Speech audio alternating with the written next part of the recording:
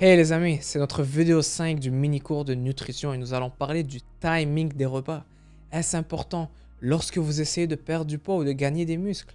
Pouvez-vous manger toutes vos calories en un seul repas par jour et avoir toujours les mêmes résultats? Devons-nous consommer 5 petits repas par jour? Pouvons-nous manger avant de se coucher? Est-ce que manger après l'entraînement est si important? Voyons voir.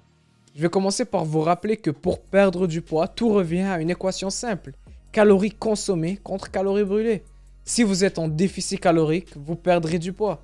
Peu importe si vous avez mangé avant de vous coucher, vous avez mangé à minuit, vous avez mangé toutes vos calories en un seul repas, ce n'est pas grave. Calories consommées contre calories brûlées. Si vous brûlez plus que vous mangez, vous perdrez du poids. Même si toutes vos calories étaient juste avant de vous coucher. Alors arrêtez d'écouter ce mythe de manger après 20 heures le soir vous fera prendre du poids. Trop manger vous fera prendre du poids. Donc lorsque vous voulez uniquement perdre du poids, pensez juste à être en déficit calorique. Ne vous compliquez pas trop la vie et mangez quand vous voulez. Cela n'aura pas beaucoup d'importance. Maintenant, si vous vous entraînez, vous avez besoin d'énergie et vous souhaitez développer vos muscles, qu'est-ce qui serait l'idéal? Le timing de repas serait-il important? Et la réponse est oui. Dans ce cas, c'est très important. Disons que vous voulez avoir un bon entraînement très intense le matin et que votre objectif est de développer vos muscles. Est-ce idéal de s'entraîner à jeûne?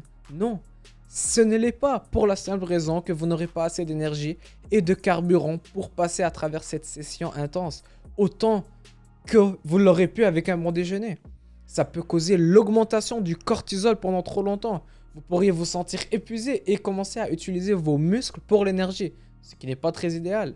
D'autre part, faire un cardio léger à jeûne n'est pas une mauvaise idée, car ça ne causera pas trop de stress sur le corps et vous brûlerez à travers les réserves de graisse plutôt que le glycogène musculaire pour l'énergie. Certaines personnes aiment s'entraîner à jeûne, elles se sentent bien et ça marche pour eux, c'est génial, mais ce n'est pas idéal en termes de prise de muscle.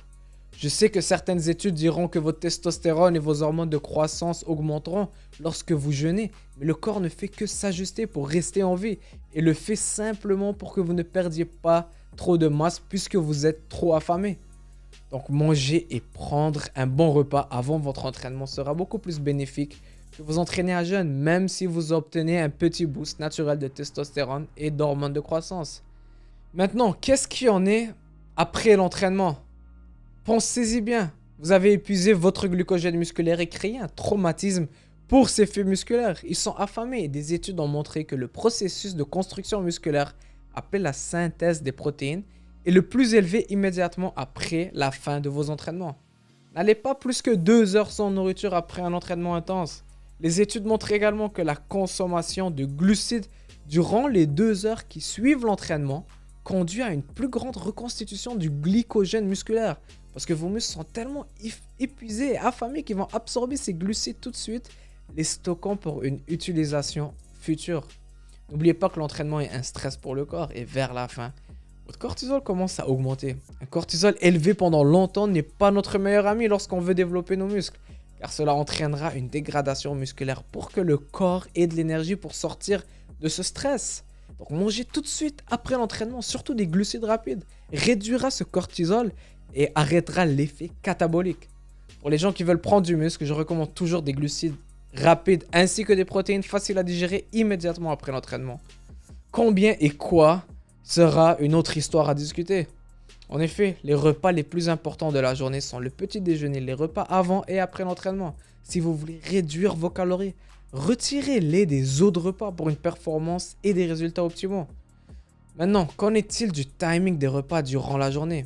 On entend 5 ou 6 ou même 8 petits repas tout au long de la journée. Qu'est-ce qui serait l'idéal? Tout d'abord, des études suggèrent qu'il existe une limite à la quantité de protéines que votre corps peut digérer, traiter, puis utiliser pour la synthèse des protéines. La recherche montre que ce nombre est d'environ 7 grammes par heure pour la personne moyenne et légèrement un peu plus pour les personnes musclées. La recherche montre également qu'il y a une limite durant laquelle les taux de synthèse des protéines musculaires restent élevés. En fait, le taux de synthèse des protéines musculaires reste élevé pendant 3 à 4 heures au maximum, quelle que soit la quantité d'acides aminés restant dans votre circulation sanguine. Donc manger toutes vos protéines dans un repas n'est pas optimal.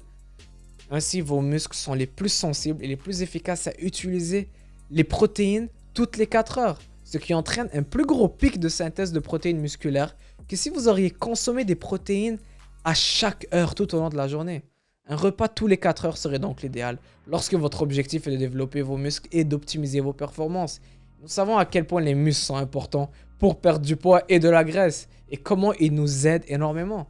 Donc même si votre objectif principal est de perdre de la graisse, développer également vos muscles et manger suffisamment de protéines au bon moment est crucial. Alors voilà les amis, nous avons vu à quel point c'est important de s'entraîner bien nourri, à quel point la nutrition après l'entraînement est importante. Le bon timing des repas vous aidera à aller à un autre niveau dans votre parcours et vous aidera à optimiser vos résultats. Ne négligez surtout pas cela et tirez le mieux de chaque entraînement et opportunité pour avancer. C'est tout pour cette vidéo. La prochaine vidéo, on va commencer à voir la digestion et à parler de digestion et voir l'importance d'une bonne digestion lorsque vous voulez atteindre votre physique de rêve. À la prochaine. Ciao.